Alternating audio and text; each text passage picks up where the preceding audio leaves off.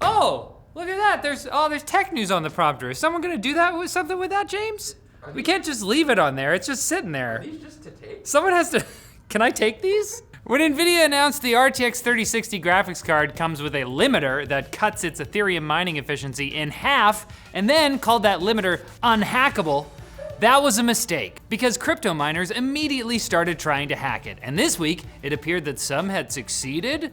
An image reposted from a Thai Facebook group appeared to show a system with RTX 3060s mining away at the card's full hash rate.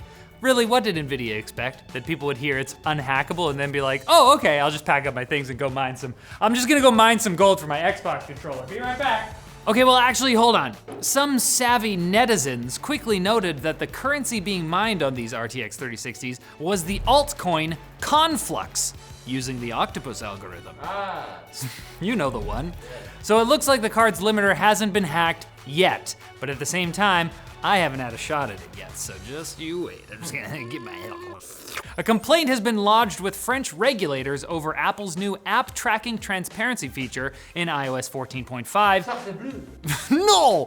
Which requires apps to obtain user consent before sharing their data with third-party advertisers, because French people apparently don't like to be tracked by anyone. Adios, amigo. No. This is the same policy Facebook has been attacking Apple over, and while it could protect users from third-party tracking, it doesn't protect them from Apple, which collects user data in order to serve targeted ads. Google's taking a similar tack. They'll soon be blocking third-party cookies in Chrome, while still selling your data to advertisers themselves.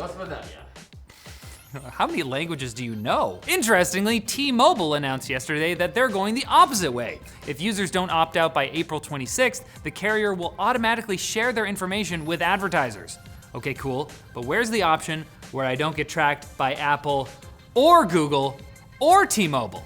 Because I think that involves moving into a cave in Vermont, living with Bernie Sanders up there. I hear he's got some warm mittens. No internet here. No internet here, get out!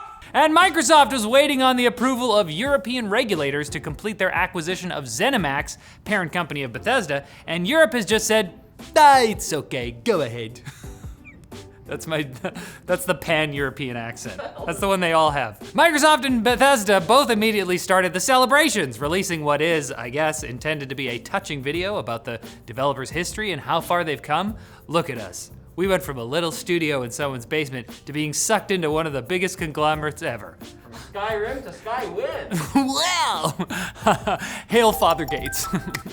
Of course, Microsoft also took the opportunity to finally divulge that yes, of course, some Bethesda titles will now be Xbox exclusive.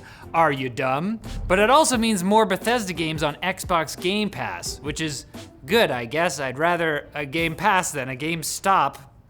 What? A different Riley? Brilliant doesn't have you memorize lists of facts. They use active learning. You're getting in there, doing stuff, solving problems, and I just learned a thing. Feels great! There's over 60 different courses in subjects like quantum computing or math fundamentals with no harsh grading, long lectures, or strict time limits. You're here to find out how our world works and master subjects, not impress the teacher. But I'll tell you what would impress me. If you use the link in the description to join Brilliant and its community of 8 million learners and educators today. The first 200 people to do that can save 20% off. So click it or go to brilliant.org/techlinked. You smarty pants. All right, I can give you the bits, but we have to be quick. Blade! The company behind one of the OG good gaming streaming services, And Shadow. The company, they're made of half vampires. Anyways, they're filed for bankruptcy. The company's French server provider came calling for money owed to them, again with the French, you know. Now Blade is seeking outside investment to stay afloat. Blade says the Shadow streaming service shouldn't be affected by these events and that they were a victim of their own success, as well as the French. ASUS launched the ROG Phone 5 today, complete with not one, but 2 USB ports and a whopping 18 gigabytes of LPDDR5 RAM. Like more than a MacBook. Yeah, actually. More phones with chunky RAM might be on the way too, as SK Hynix is mass producing those 18 gigabyte modules, which you're gonna need to attend those Fortnite concerts on mobile with the 30-story high character models of the current most popular rapper, that's DaBaby. Sicko mode, let's go. Russia didn't like the way that Twitter was allowing people to post horrible things like spreading the word about opposition protests, so the country tried to throttle the social platform. It appears they kind of bungled the operation and ended up slowing down their entire internet instead. That's our Russia.